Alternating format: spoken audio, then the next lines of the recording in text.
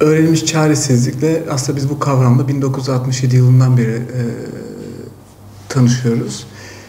Bu hususta kişiler bazı deneyimler yaşıyorlar. Bu deneyimler olumsuz sonuçlanıyor ve kişiler bunu değiştiremeyeceklerini düşünüyorlar. Yani ne yaparsam yapayım ben bu durumun sonucunu değiştiremem ve hep böyle olur şeklinde bir düşünce kalıbı oluşuyor.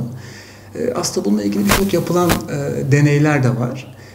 Ve ilginçtir ki bunu köpekler üzerinde de bu deneyleri yapıyorlar ve köpeklere kaçamayacakları bir ortam hazırlayıp bir elektrik şoku veriyorlar ve bu elektrik şoku sonucunda köpekler bunu sürekli almaya devam ettiklerinde onlara kaçma imkanı verildiğinde bile kaçmıyorlar.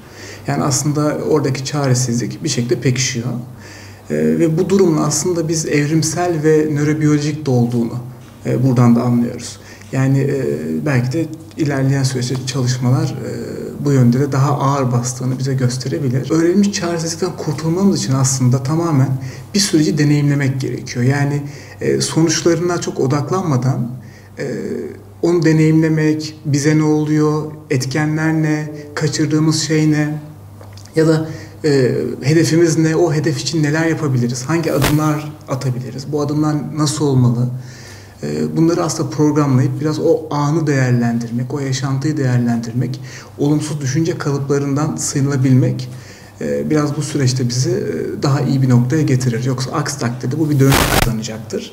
Ve bu döngü kazanırsa da psikiyatrik rahatsızlıklara da dönüşebilir. Çünkü kişinin benlik saygısı, ben artık bunu yapamıyorum, ben bunu yapacak biri değilim kalıbı oturur ve bu bazı hastalıkların zeminini hazırlar. Bence kişinin bir şey yapamaması kötü bir şey değil. Yani bunu şöyle düşünmek lazım. Orada bir şey yapamıyorsa kişi bir şeyi kaçırıyordur ya da ona uygun değildir. O yüzden keşfetmek gerekir. Maalesef bizler keşfetmiyoruz ve ötekine, toplumsal, kültürel noktalara bakarak hayatımızı şekillendiriyoruz ve bu bizde kısır bir döngü oluşuyor. Yani biz bir şey istiyor muyuz? Bunu neden yapmalıyız? Bu bize uygun mu? Biz bunu o an mı yapmalıyız? Daha sonra mı yapmalıyız? Aslında bunları anladığımızda ve bunları deneyimlediğimizde o sonucun olumlu olumsuz olması bizi enterese etmiyor. Biz diyoruz ki biz bir şey yaşadık ve ben bundan ders çıkardım. Ben bunu anladım ve ben bunda kendimi buldum.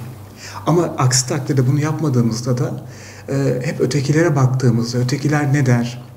Ya da işte benimle ilgili şöyle düşündüler denildiğinde hep bu bakış açısıyla bakıldığında tabii ki öğrenilmiş çaresizlikle yaşarız ve sonuçlar da kötü olur zaten. Bundan kurtulmanın yolu kendimizi keşfetmemiz.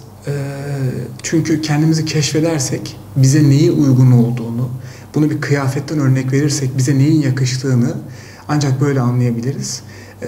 Kendi içimizdeki ihtiyaçlarımızı anlamalıyız. Yani kendimizin keşfi aslında.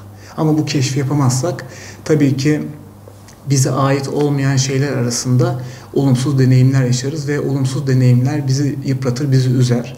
Ama kendimizi anladığımız bir keşfin sonucundaki olacak bir deneyim sonucu ne olursa olsun bizi üzmez. Çünkü oradan kendimize dair bir keşif malzemesi çıkarmışızdır. Kendimizi tanıma fırsatı olmuştur. Bu bizi güçlü bile hissettirebilir.